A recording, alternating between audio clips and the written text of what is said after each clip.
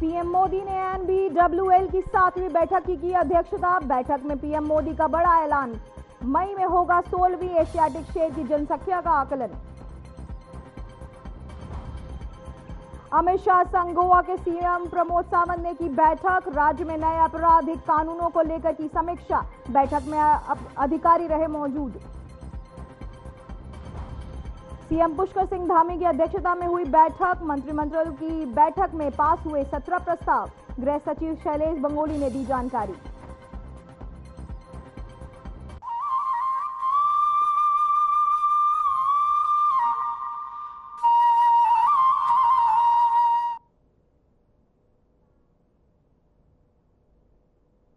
नमस्कार, मैं हूं पूजा से। चलिए रुक करते हैं आज की कुछ बड़ी खबरों का।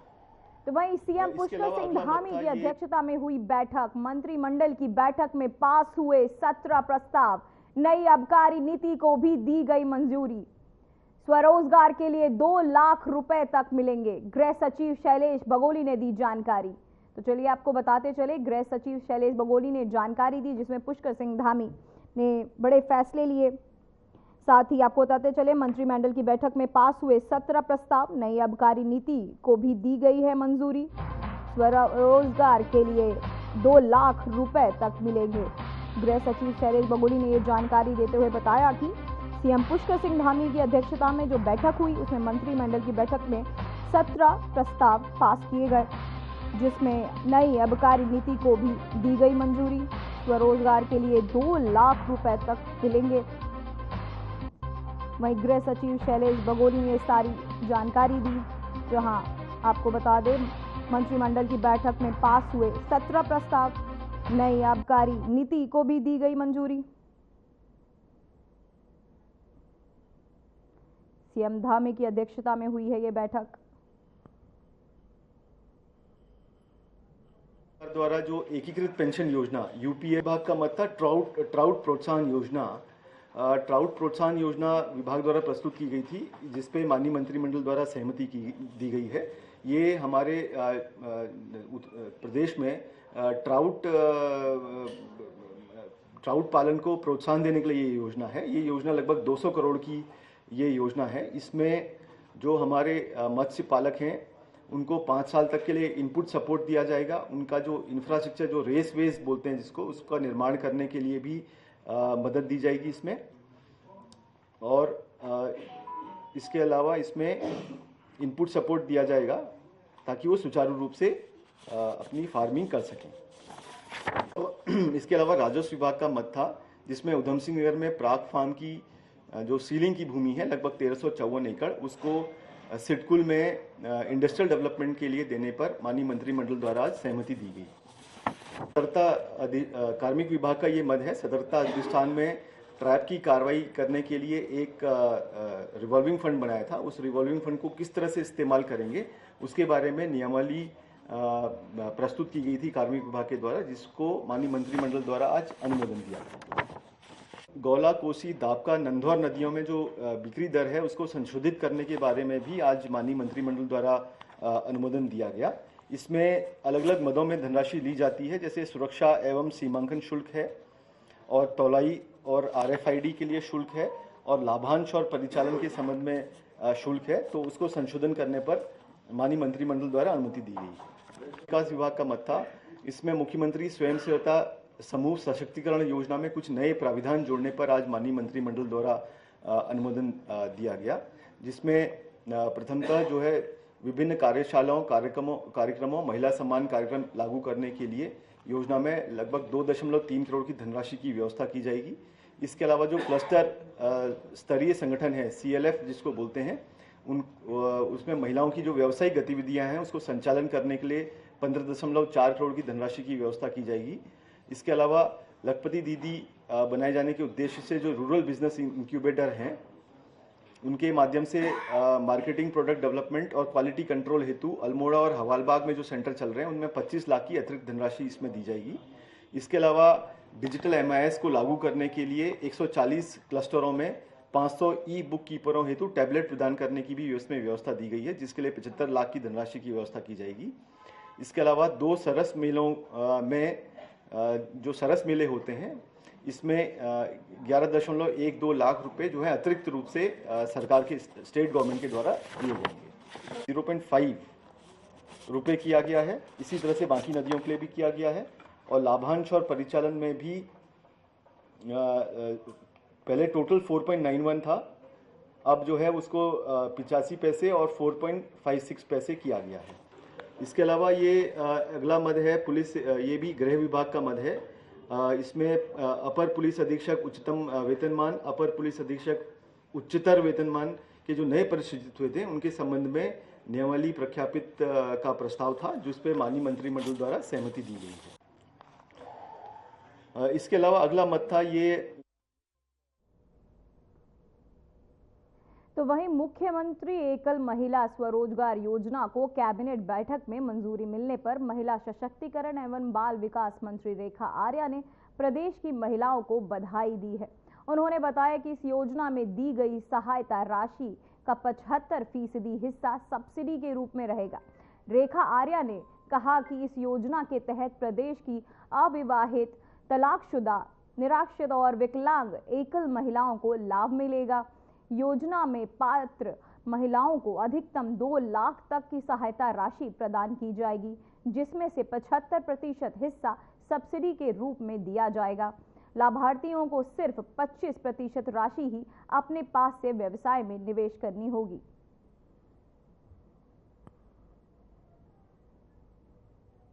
रोजगार का जो उनका प्रोजेक्ट होगा, उस प्रोजेक्ट पे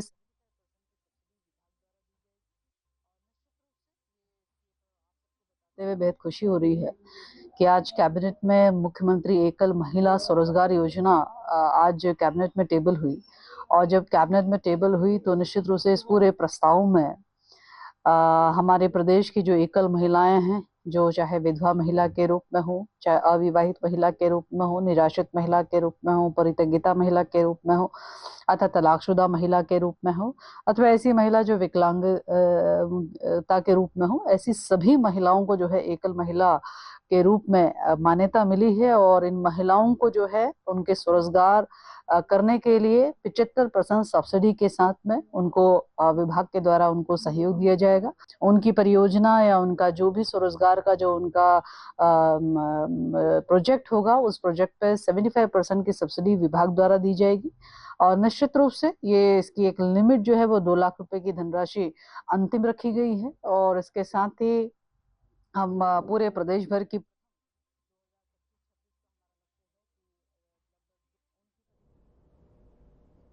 तो वहीं जोशीमठ के आपको बता मलारी नीति बॉर्डर राष्ट्रीय राजमार्ग पर एक पहाड़ के टूट जाने से मार्ग अवरुद्ध हो गया है।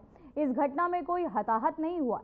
दोपहर को 2 बजे के लगभग जोशीमठ मलारी के मध्य रैणी गांव के समीप एक बड़ा पहाड़ टूटकर सड़क पर गिर गया, जिससे नीति बॉर्डर जाने वाले राष्ट्रीय राजमार्ग अवरुद्ध हो गए हैं। मार्ग अवरुद्ध होने से सेना के वाहनों की आवाजाही प्रभावित हो रही है। बीआरओ के तहत मार्ग खोले जाने के प्रयास शुरू किए जा रहे हैं। तो वहीं जिला अधिकारी संदीप तिवारी ने बताया कि इस घटना में कोई भी नुकसान नहीं हुआ है। मार्ग को खोलने का कार्य शुरू किया गया है।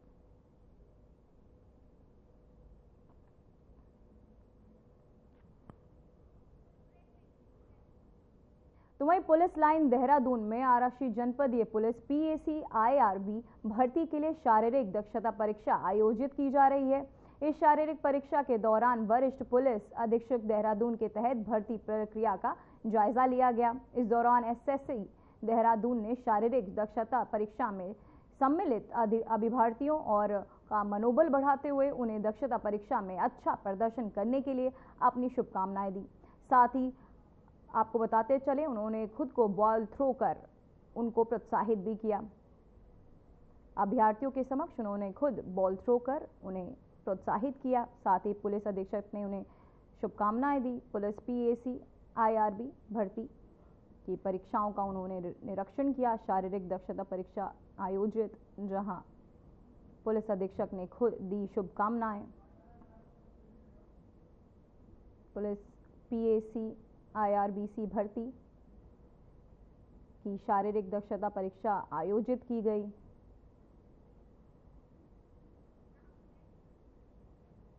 तो तो वहीं चमोली जिले के नाखोली गांव में ग्रामीणों ने सड़क निर्माण के हो रही देरी को लेकर विरोध प्रदर्शन किया है। लंबे समय से स्वीकृति सड़क पर कार्य शुरू नहीं होने से गुस्साए ग्रामीणों ने सड़क एवं ग्राम विकास संघर्ष समिति के बैनर तले बाजार में जुलूस निकालते हुए तहसील कार्यालय के मार्च कर निकाला। साथ ही आपको बताते चले तहसील कार्यालय के सामने उन्होंने मार्च निकाला। वहीं ग्रामीणों ने कहा कि यदि सड़क निर्माण का कार्य जल्द से जल्द शुरू नहीं हुआ तो वे आगामी त्रिस्तरीय पंचायत चुनावों सहित सभी चुनावों का बहिष्कार करेंगे। वहीं समिति ने अध्यक्ष श्याम सिंह भ्रिष्ट और अन्य नेताओं ने आरोप लगाया कि विधायक भूपाल राम टंटा की निष्क्रियता के कारण इस महत्वपूर्ण कार्य में देरी हो रही है। तो वहीं ग्रामीणों ने जिलाधिकारी से सड़क निर्माण के लिए वित्तीय स्वीकृति देने का आग्रह किया। वहीं पुलिस प्रशासन ने आंदोलन के दौरान सुरक्षा व्यवस्था बनाए रखी। स्थानीय विधायक जी आज तक उन्होंने हमें अपने शकल तक नहीं दिखाया और मैं उनके घर पर कई बार गया हूँ। 2 बार मैं उनके घर पर गया हूँ, हाथ जोड़ के बोला हूँ, विनती किया हूँ। हमारे गांव वाले आपको बुला रहे हैं, हमारी मांगे कब सुनेंगे। आप हमेशा मांग के लिए कहते हैं कि हाँ हो जाएगा, परंतु अभी तक आज तक किया नहीं। ये पहला विधायक है जो हमारे गाँव में नहीं आए हैं, इसके लिए बड़ी दुख की विषय है और इस मैं ज़्यादा न कहते हुए क्षमा करता हूँ। सुनीता गोसाई, हम यहाँ रोड के बारे में आ रखे हैं। तो 2014 से हमारे यहाँ सर्वे हो रही है, रोड की मांग हो रही है और अभी तक पूरा नहीं हुई है। झूठा आश्वासन दे रहे हैं सरकार। हर बार चुनाव के टाइम पर तो पूरे आ रहे हैं, चुनाव के टाइम पर वोट मांगने के लिए आ रहे हैं, बोले कि हमें वोट दो हम तुम्हें रोड देंगे। पर 2014 से हमें झूठा आश्वासन दिया जा रहा है, तब तक हमारे गाँव में रोड नहीं है। अभी तक पूरे गाँव रोड से जुड़ चुके हैं, हमारा गाँव बीच में अकेला छूटा है। साणकोट दीवार वहाँ से ईड़ा पूरी जगह रोड चले गई, पर हमारा गांव बीच में अकेला छूट गया है। हमारे गांव से रोड की दूरी 3 किलोमीटर है।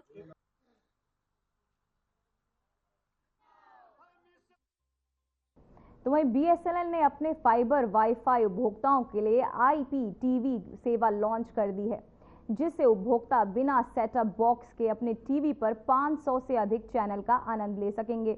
मोबाइल उपभोक्ताओं के लिए भी BSNL ने BITV पेश किया है, जिससे OTT प्ले ऐप डाउनलोड कर भक्ति से लेकर मनोरंजन तक कई OTT प्लेटफॉर्म का लाभ बिना किसी अतिरिक्त शुल्क के उठाया जा सकता है। ये सेवा 31 मार्च तक BSNL उपभोक्ताओं के लिए मुफ्त उपलब्ध हो रहेगी।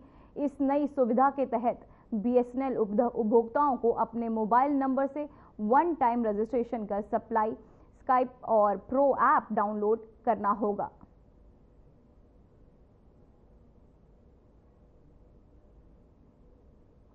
5G सर्विसेज, 4G सर्विसेज सब कुछ बेहतरीन अपनी ऊंचाइयों को छू रही है। साथ ही हम लोग जो है आज अपने फाइबर टीवी के स्टार्ट कर रहे हैं, टीवी लॉन्च करने जा रहे हैं फाइबर के ऊपर सर्विसेज, और बहुत ही इकोनॉमिक सर्विस है। आम आदमी को, जनसाधारण सुविधाओं को ध्यान में रखते हुए बहुत ही न्यूनतम रेट्स पे सेवाएं प्रदान की जा रही हैं और क्वालिटी ऑफ सर्विस को भी मेंटेन करने के लिए हमारा कई TIP से समझौता हो रखा है। सेवाओं में किसी प्रकार की शिकायत या त्रुटि नहीं पाई जाएगी। इस विश्वास के साथ आज हम आप सब लोगों का धन्यवाद करते हैं, आम जन का आह्वान करते हैं कि हमसे जुड़े और भारत सरकार की सेवा से जुड़ के भारत राष्ट्र के निर्माण में सहयोग प्रदान। तो वे राज्य के हाई एल्टीट्यूड क्षेत्र में बर्फबारी की संभावना जताई गई है। चमोली जिले में पिछले दिनों हुए हिमस्खलन की घटना को ध्यान में रखते हुए उत्तराखंड पुलिस अलर्ट मोड पर है। पर्यटकों को स्थानीय निवासियों की सुरक्षा के लिए उन्हें फिलहाल सुरक्षित स्थानों पर रोका जा रहा है।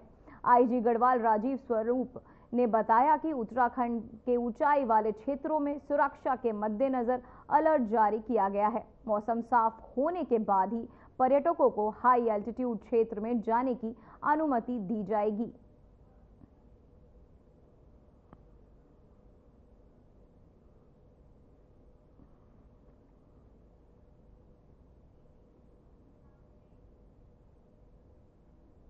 तो वहीं उत्तराखंड के माणा क्षेत्र में आए एवलांच में 56 मजदूर बर्फ में फंस गए, जिसकी वजह से काफी दिक्कतों का सामना करने के बाद उन्हें रेस्क्यू किया गया, जिनमें से 86 लोगों को सकुशल निकाला गया और 8 लोगों की मौत हो गई।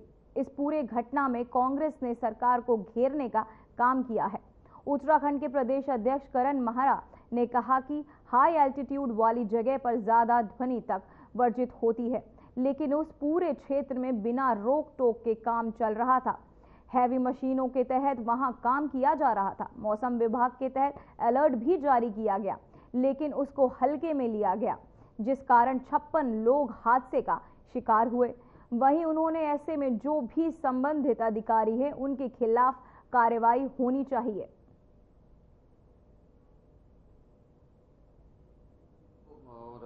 मौसम का अलर्ट था और उतने अलर्ट के बाद भी वहाँ लोगों से काम कराया गया।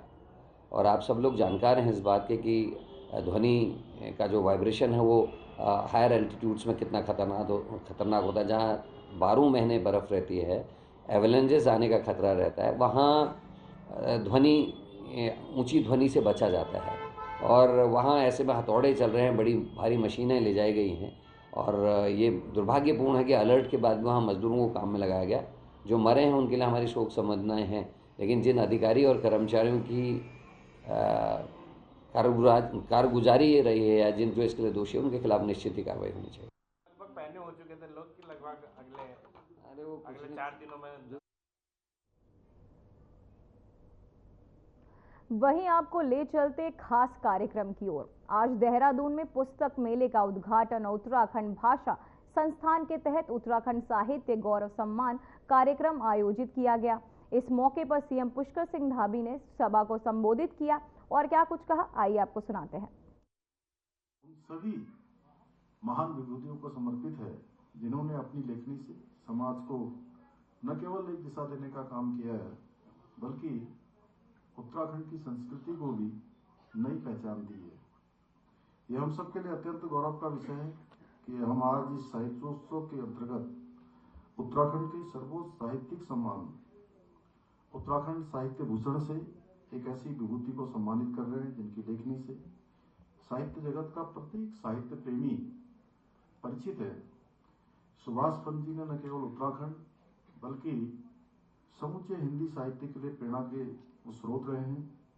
मैं इस अवसर पर आज उनको अपनी ओर से, देवभूमि उत्तराखंड की ओर से, पूरे प्रदेश की जनता की ओर से उनको बहुत बधाई देता हूँ, हृदय से बधाई देता हूँ। साथ ही इस अवसर पर उन सभी साहित्य साधकों को भी मैं बहुत शुभकामनाएं देता हूँ जो अपनी सृजनशीलता के माध्यम से उत्तराखंड की सांस्कृतिक और साहित्यिक विरासत को समृद्ध करने के साथ साथ नई पीढ़ी को भी उसको सौंपने का काम कर रहे हैं। नई पीढ़ी को अपनी विरासत को आगे बढ़ाने के लिए उनको पीढ़ी दर पीढ़ी सौंपने का काम महत्वपूर्ण कार्य कर रहे हैं। भाइयों बहनों, हमारी देवभूमि हमेशा से ये रचनात्मकता की भूमि रही है, योग की भूमि रही है, ज्ञान की भूमि रही है और संस्कृति का एक अद्भुत केंद्र रही है, जहां विचारों की ज्योति ने हर युग में समाज को प्रेरित करने का काम किया है, समाज को दिशा देने का काम किया है। इसी भूमि पर हमारे ऋषि मुनियों ने कठोर तपस्या कर अनेक महान ग्रंथों की रचना की है। हमारे प्रदेश में स्थित पहाड़ों की विशालता, गंगा की पवित्रता और 71% भूभाग हमारा वनों से आच्छादित, हिम चोटियों से आच्छादित, अद्वितीय प्राकृतिक सौंदर्य से अनगिनत लेखकों, कवियों और विचारकों को प्रेरणा प्रदान करने का काम इस भूमि ने किया है। गुरुदेव रविंद्रनाथ टैगोर जी ने रामगढ़ की शांति में अपने अमर काव्य रचे। महादेवी वर्मा जी ने हिमालय से संवाद कर अपनी कालजयी रचनाओं को आकार दिया। सुमित्रानंदन पंत जी ने कौसानी की वादियों से देश दुनिया को शब्दों के माध्यम से जोड़ने का काम किया। शिवानी जी ने अपने कथा संसार में उत्तराखंड की संस्कृति और परंपराओं को जीवंत किया, जबकि शैलेश मटियानी जी ने सामाजिक यथार्थ को अपनी लेखनी में पिरोकर पहाड़ का प्रेमचंद कहलाने का गौरव प्राप्त किया। आज भी रस्किन बॉन्ड और लीलाधर जगूड़ी जी जैसे साहित्यकार देवभूमि की पहचान को विश्व मंच पर स्थापित कर रहे हैं और इसी गौरवशाली परंपरा में आज सुभाष पंत जी भी शामिल हो रहे हैं, जिनकी लेखनी उत्तराखंड की साहित्यिक विरासत को और अधिक समृद्ध बनाने का काम कर रही है। भाइयों बहनों, किसी भी समाज का साहित्य ही उसका वास्तविक दर्पण होता है, जो उसकी संस्कृति, मूल्यों और विचारों को उजागर करने का काम करता है। और लेखक केवल शब्दों के निर्माता नहीं होते हैं, बल्कि समाज के चिंतक होते हैं, मार्गदर्शक होते हैं और प्रेरक होते हैं। भारत के अगर हम स्वतंत्रता संग्राम की बात करें तो भारत के स्वतंत्रता संग्राम को तभी गति मिली जब हमारे कवियों और रचनाकारों ने देशवासियों को स्वतंत्रता आंदोलन में सक्रिय रूप से भाग लेने के लिए प्रेरित किया। उनको अपनी कविताओं के माध्यम से, अपने गीतों के माध्यम से, अपने साहित्य के माध्यम से उनको जोड़ने का काम किया, जागृत करने का काम किया और हमारे राज्य की स्थापना में भी। फिलहाल खबरों में बस इतना ही। मुझे दीजिए इजाजत। नमस्कार।